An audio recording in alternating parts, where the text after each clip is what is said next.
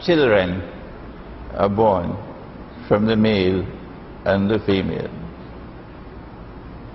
And so marriage in Islam is marriage between the male and the female. And the primary purpose of the marriage, as described in this ayah, is for children to be born, and that mankind could therefore survive and grow. This is under attack today. Dajjal says no. Dajjal is contesting this view of the Quran. And Dajjal uses every trick in the book, including the IMF,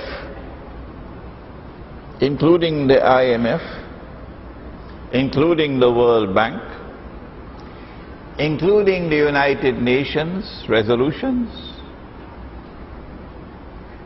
to say no.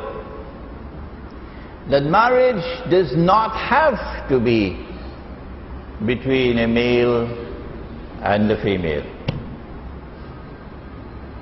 And so the modern godless age says that marriage can be between a man and another man, and between a woman and another woman.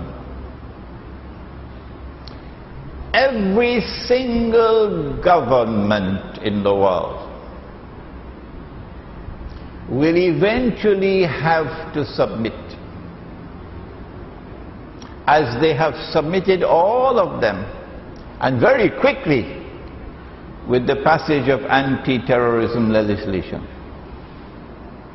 We order it, you have to do it.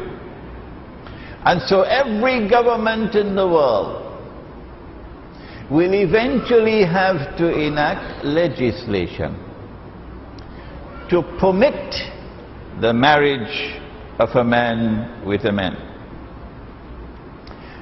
And so we begin by warning this audience that from the time you hear a voice in your midst speaking out and defending the marriage of a man with another man, you must know that you are under attack from Dajjal. You can defeat him in arguments, yes, that's what we're going to be doing tonight. But he will eventually win the world.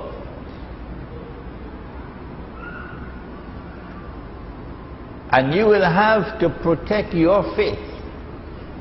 The Prophet said, sallallahu ta'ala alayhi wa sallam, that people will have to flee from Dajjal. Flee from Dajjal. He said about the fitna of Dajjal, and fitna is a test, a trial, that it would be the greatest fitna that mankind will experience from the time of Adam alayhi salam to the last day. When you have the greatest test and trial, you need the best scholars of Islam. This age has to produce the best Islamic scholarship. If this age is to respond to the greatest tests and trials ever, and the fact that Islamic scholarship has not been able to answer these questions that I began with, they have not been able to answer this book, Jerusalem in the Quran, is an indication of the pathetic state of affairs.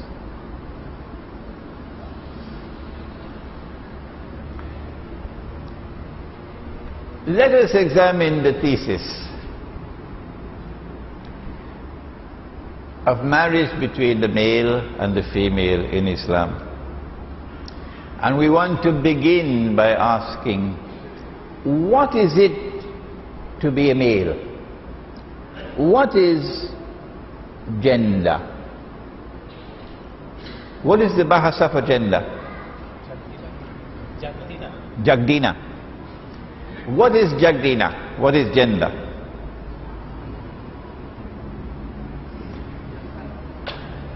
Only in Islam, and to some extent in Judaism,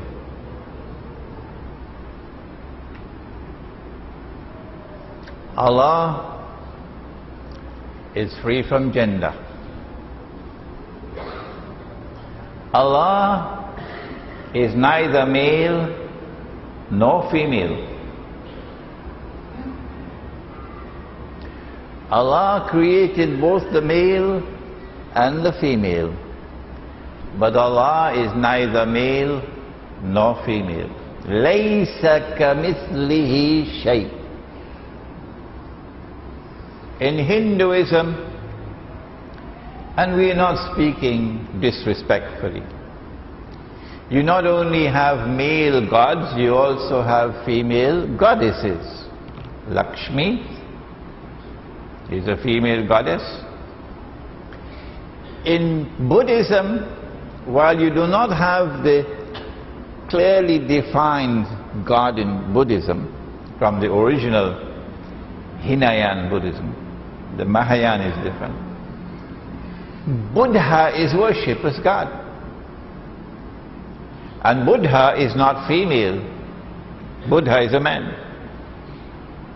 In Christianity, Jesus is worshipped as God. And Jesus is not a woman. Jesus is a man. And so God is male. And therefore in these religions it is the male who defines the female. It is the male who says what a female is, because God is male. But only in Islam, Allah is neither male nor female.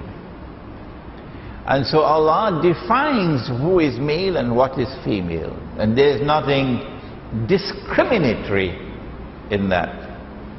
I was fond of saying when I lived in the United States, of course I left the United States after 9/11, I addressed my American audiences and I said to them, if God is a man, that's bad news for women. And some of them were very uncomfortable with that. And so I found in the United States that they started to change their tune. And the new American definition of God is that God is both a man and a woman. Did you hear that? God is both a man and a woman. And so in Islam, Allah, who is neither male nor female, He defines who is a male and who is a female. But while Allah is neither male nor female, notice He always refers to Himself as Hu Allah. Notice, Hu Allah. He is Allah. Never says He Allah, she is Allah. No. He always defines Himself using the masculine gender, never using the feminine gender, although He is not male. And so we ask the question, why? Is it that the male is superior to the female? Couldn't be. Couldn't be. Because Nabi Muhammad alayhi salatu wasalam said, let me see if I have it with me.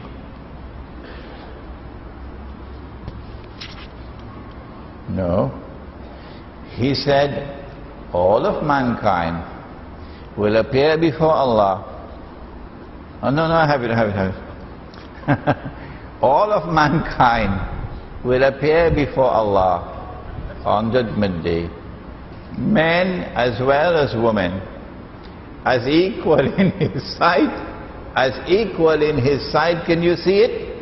As the teeth of a comb. Huh? Bullet?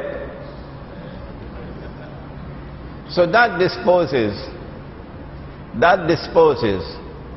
of the spurious and invalid argument that the male is superior to the female. So why does Allah refer to Himself in the masculine gender? Not only that, philosophy of gender in Islam is very interesting, because Allah created the angels, al-malaika, and they are free from gender. They are not male or female. The angels are not male or female. But in Surah An-Najm of the Quran, you know, Allah always gives names to the angels which are masculine names. There's one angel whose name is Jibra'il or Gabriel. Another one whose name is Mikael or Michael. Israfil. They're always masculine names, although the angels are not male. But in Surah An-Najm of the Quran, He says that it is those who disbelieve in Allah, they are the ones who give feminine names to the angels. The kuffar. Meaning it is haram to give a feminine name to the angel. And so we ask why this is happening. This is the philosophy of gender in Islam. We have more to ask.